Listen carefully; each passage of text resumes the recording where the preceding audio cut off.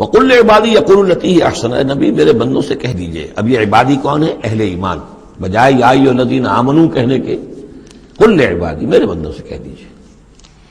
یقولوا الَّتِی هِیَ أَحْسَنُ، وہ بات کیا کریں عمدہ.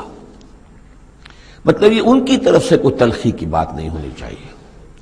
اب ان لوگوں کے آباء و اجداد سے بنے ہوئے ان کے خیالات ہیں، عقائد ہیں، ان کی ریتیں ہیں، ان کی رسمیں ہیں، ان کی حمیت ہے، ان کی غیرت ہے، عوام میں جہالت ہے، ان کے چودھریوں میں اپنے مفادات، اپنی حیثیت، اس کا احساس ہے.